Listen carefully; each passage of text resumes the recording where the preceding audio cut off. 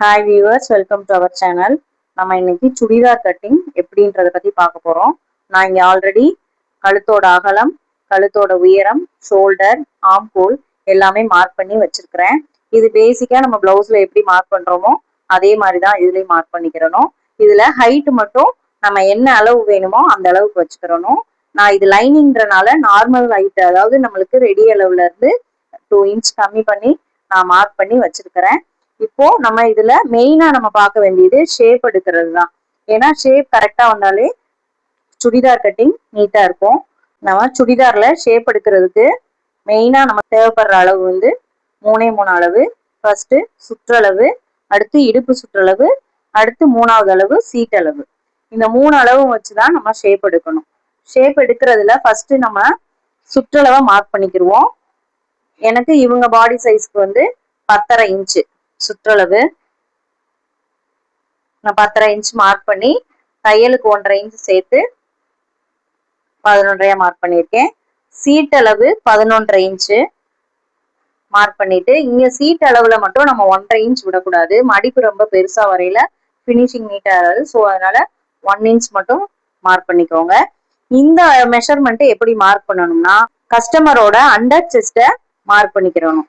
Under chest வந்து இவங்களுக்கு 14 நான் மார்க் பண்ணியிருக்கிறேன். அதுக்கு நேரம் ஒரு லைன் போட்டுக்கோங்க. இப்போ இந்த மாதிரி நம்ம 3 இதையும் மார்க் பண்ணி ஷேப் எடுக்கையில அவங்களுக்கு செஸ்டோ ஹிப்போ வந்து டைட் ஆகாது. இப்போ இந்த 3 லைனையும் எப்படி மார்க் பண்றதுன்னு பார்ப்போம். அண்டர் செஸ்ட் மார்க் பண்ணியிருக்கிறதுல நம்ம இடுப்பு சுற்றளவை மார்க் பண்ணியிருக்கணும். இடுப்பு சுற்றளவு வந்து எனக்கு 9.5. அதுல இருந்து தையலுக்கு 1.5 இன்ச் மார்க் பண்ணிக்கோங்க. பண்ணிட்டு இப்போ இந்த 3 லைனையும் நம்ம ஜாயின் பண்ணணும். ஃபர்ஸ்ட் இது வந்து நீங்க வந்து இப்படி கர்வ் கொடுக்காம ஸ்ட்ரைட் லைன் கொடுக்கணும். இந்த இடம் நீங்க வளைச்சு கொடுக்கையில உங்களுக்கு செஸ்ட் போர்ஷன் வந்து டைட் ஆகும். நான் தையலுக்கான அளவும் சேர்த்து போட்டிருக்கிறேன்.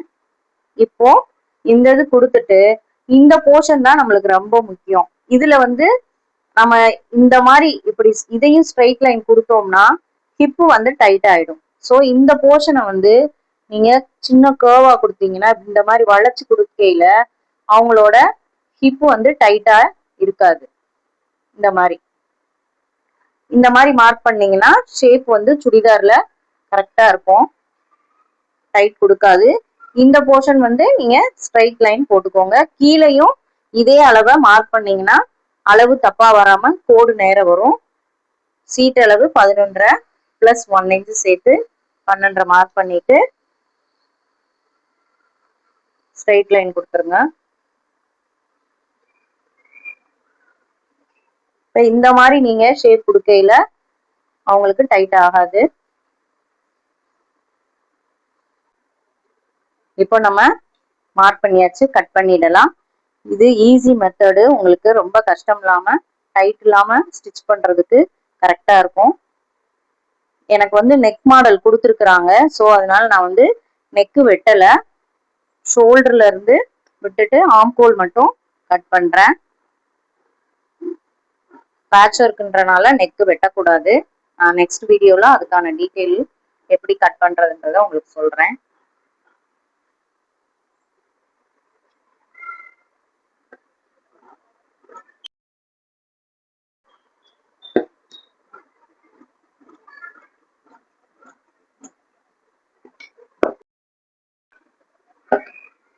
இப்போ கட் பண்ணியாச்சு. நம்ம மார்க்கிங் இருக்கிற இடமெல்லாம் நாச் போட்டுக்கலாம்.